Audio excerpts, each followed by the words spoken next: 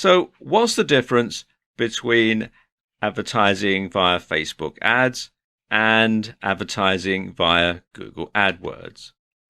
Well, there are certain similarities. First of all, both Facebook ads and Google AdWords are pay-per-click or PPC. At least Facebook does have a PPC option. And both allow you to set a cost per click, otherwise known as a CPC, and a budget. Both will show ads which pay the highest most often. Both allow you some degree of targeting, and both have different ad types which enables you to match the ad to the target audience. But that's about where the similarity ends. So let's take a look at some of the key differences between advertising on Google AdWords and advertising on Facebook ads. Now, when someone does a search on Google, AdWords ads are shown in the SERPs, that's the search engine results pages, and they're generally shown down the right-hand column and sometimes across the top of the results. And you can see they usually say ads or sponsored results. And you can also show an ad on somebody else's website via Google's AdSense program, meaning you can reach a very wide audience with Google AdWords.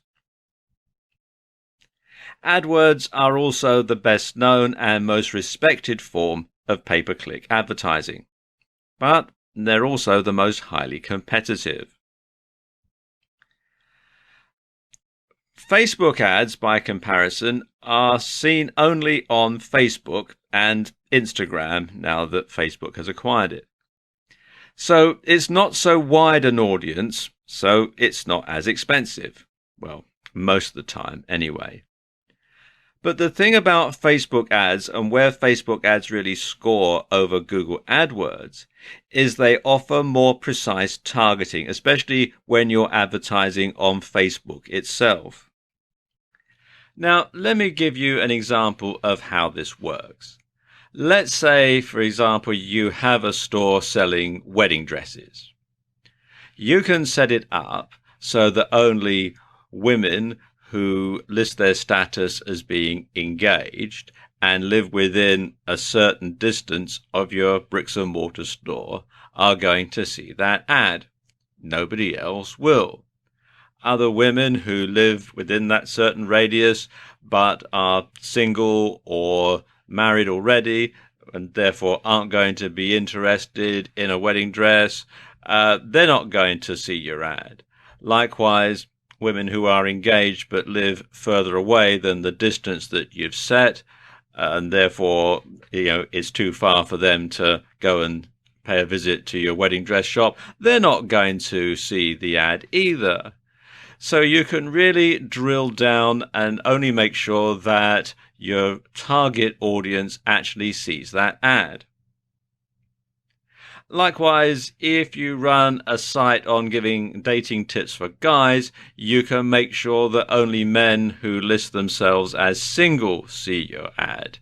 Men who list themselves as being married or in a relationship, they're not going to see your ad at all.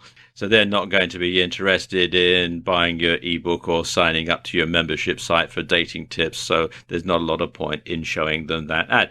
And this is where Facebook advertising really scores, is because you can really zero in on a very, very specific type of person. Your ideal customer, you can decide what he or she is, and then you can make sure that only those people who fit the very narrow criteria see your ad, and therefore they're more likely to buy your product or service, and you're more likely to make a successful sale. That's the sort of thing I mean.